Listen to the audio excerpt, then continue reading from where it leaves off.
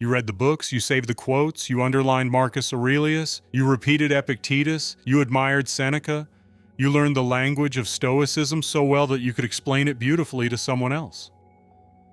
And yet, when life actually hits, the same panic returns, the same people-pleasing returns, the same craving returns, the same weak boundaries return, the same reactive body returns. That is the deep wound you are hiding. And it is the wound almost nobody in the Stoic lane is willing to name clearly. The quote is not failing you. The installation never happened. That is the betrayal hidden inside modern quote culture, not because every quote is false, not because the philosophy is weak, but because an entire generation of people was given recognition without regulation. You were taught what to repeat, not how to build a nervous system that could live it under pressure. That is why so many people sound wiser than they are transformed.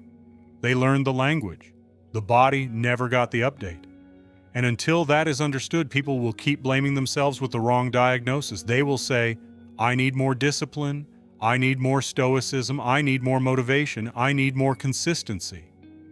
Maybe not. Maybe what you need is the missing installation, because a Stoic quote can be cognitively true and still become biologically useless when the body is overwhelmed. Take one of the most repeated lines in the whole Stoic world. You have power over your mind, not outside events. Beautiful, true, worth keeping. But now imagine this. Someone you care about goes cold. A text does not come. The tone shifts. Distance enters the room. Your chest tightens. Your stomach drops. Your mind starts looping. Now the quote enters. You have power over your mind.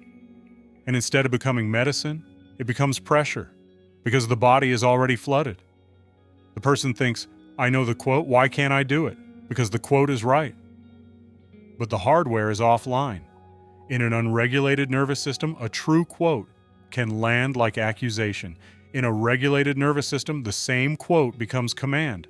That is the difference. Take another one. If it is not right, do not do it. If it is not true, do not say it.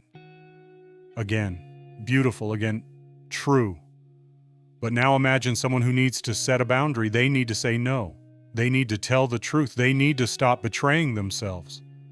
But the body hears. Conflict, disapproval, distance, anger, abandonment, loss. So the throat tightens, the truth gets softened, the words get padded, the boundary gets delayed. Now the quote enters. And instead of becoming backbone, it becomes pressure, because the body hears the cost before the mind speaks the truth. Again, the quote is not the problem. The nervous system determines whether the truth can be lived. Take another one. The obstacle is the way. True, deep, important.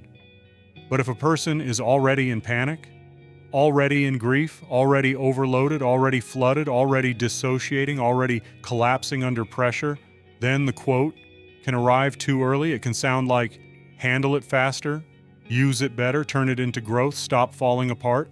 So the obstacle does not become the way, it becomes another burden. In a regulated body, an obstacle can become training. In an overwhelmed body, that same obstacle can become drowning.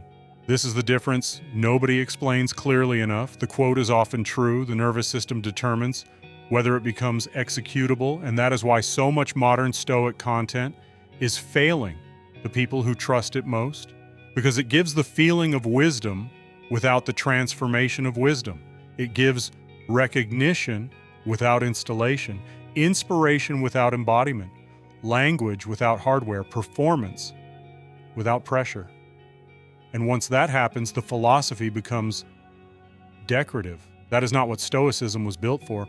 Marcus Aurelius was not a bodybuilder. He was a ruler under pressure. Seneca was not selling masculine theater. He was writing about fear, grief, anger, mortality, power, and self-command. Epictetus was not teaching people how to dominate others. He was teaching human beings how not to become captives to impulse, panic, ego, and reaction.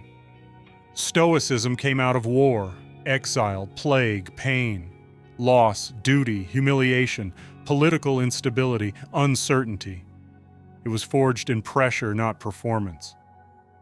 That is why it has weight. And that is why something essential was lost when the internet flattened it into, quote, cards, panels, rules for men, faux detachment, and algorithm-friendly performance. The pressure got removed, and when the pressure is removed, Stoicism becomes a costume. That is why we are rebuilding it, the Stoic Quotient Stoicism 2.0. Not a new philosophy, a new delivery system, AI, for cleaner delivery, neuroscience for mechanism. And decades of watching Stoicism drift into performance long enough to know where it lost its spine,